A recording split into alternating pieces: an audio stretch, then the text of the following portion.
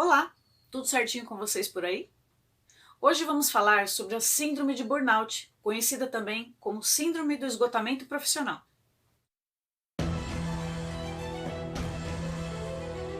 Quer saber mais sobre esse assunto e quais as soluções encontradas para esse problema? Então não sai daí.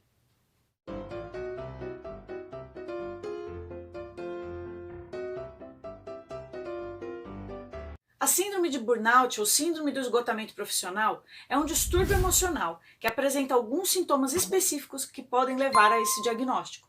Esses sintomas são todos voltados ao trabalho. Inicialmente, se verificam sintomas de exaustão extrema, estresse e esgotamento físico. Atividades profissionais que instigam a competitividade ou responsabilidade em excesso podem levar a essa síndrome.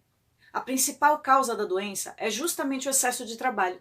Essa síndrome é comum em profissionais que atuam diariamente sob pressão e com responsabilidades constantes, como médicos, professores, policiais e muitos outros que trabalham em um ambiente negativo.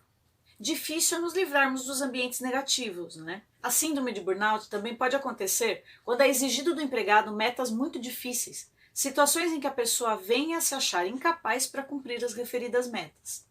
Muito embora alguns poucos até alcancem as metas impostas pela empresa, a maioria não vai alcançar, e isso pode resultar em estado de profunda depressão, o que torna muito importante procurar um tratamento profissional no surgimento dos primeiros sintomas. Além dos sintomas que já falamos, devemos incluir coisas que talvez a gente não preste atenção, mas que podem ser os primeiros sinais da referida síndrome. Então fique atento a fatores como nervosismo constante, insônia, pensamentos negativos e problemas físicos como dor de estômago, dor de cabeça frequente, cansaço excessivo, tonturas, entre outras coisas que possam parecer normais, mas que aliadas ao esgotamento inexplicável, falta de concentração, exaustão, sentimentos de fracasso ou incapacidade podem indicar a existência do problema. Devemos manter atenção para os principais sintomas, pois a pessoa pode começar com um simples nervosismo e de repente estar com um taco de beisebol na mão, revidando algum mal entendido na rua, como no filme Um Dia de Fúria, lembram desse filme? Já fiz um vídeo aqui no canal falando da síndrome de burnout correlacionada com o filme Um Dia de Fúria. Ficou interessado? Vou deixar aqui o card para que vocês possam conferir depois.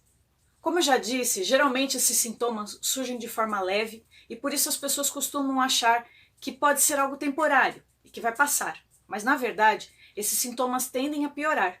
Por isso, é muito importante estar atento à evolução desses sintomas. Ao suspeitar da doença, verificando alguns dos sintomas iniciais, recomenda-se buscar apoio médico para um diagnóstico efetivo, que é muito importante para um tratamento adequado.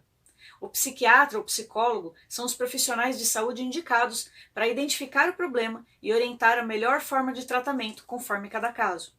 O tratamento da síndrome de burnout é feito basicamente com psicoterapia e medicamentos como antidepressivos e ansiolíticos.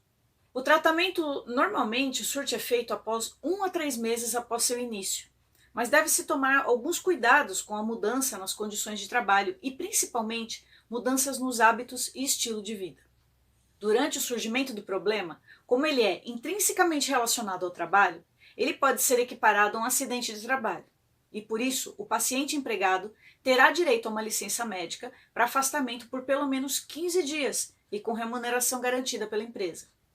Se houver necessidade de um afastamento mais longo, o empregado acometido da síndrome de burnout passa a poder contar com auxílio doença acidentário, oferecido pelo INSS, com direito à estabilidade pelo período de 12 meses no emprego.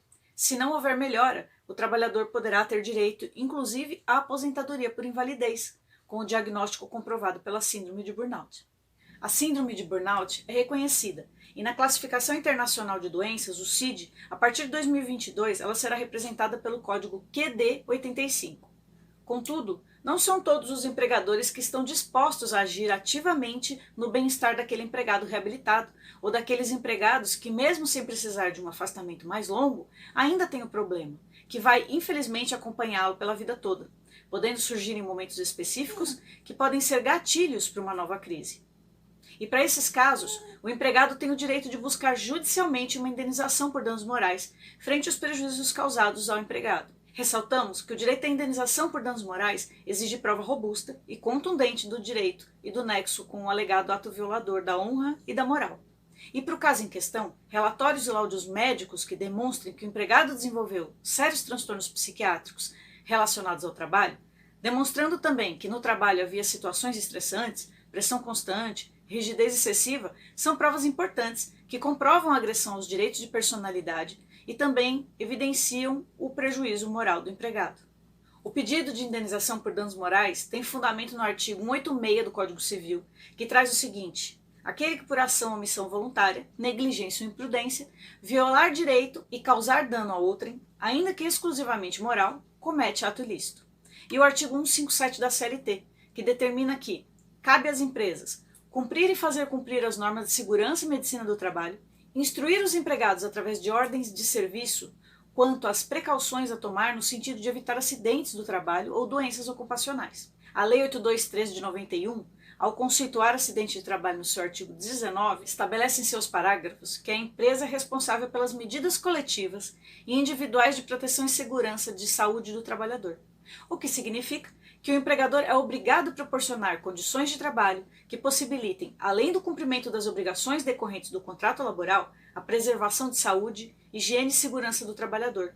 Portanto, se as medidas adotadas pelo empregado não são suficientes para evitar danos físicos ou psicológicos, como é o caso do desenvolvimento da síndrome de burnout, será o mesmo responsabilizado pelos danos morais sofridos pelo empregado. E nesse passo, verificamos presentes os requisitos para a indenização, sendo eles o ato ilícito, o dano e o nexo entre a doença e o trabalho. O dano moral não está apenas relacionado à honra, mas compreende também toda a dimensão do ser humano em suas mais variadas manifestações, inclusive espirituais. O sofrimento, a angústia, a dor, a tristeza, o sentimento de perda, a autoestima, tudo isso faz parte do patrimônio moral do ser humano e é sim protegido pelo direito. Então, se você está passando por esses problemas, saiba que tem solução, que você tem direitos junto ao INSS para requerer um benefício inicial, proteção de seu emprego junto à empresa, bem como direito a indenizações decorrentes dos prejuízos sofridos ao longo do contrato de trabalho.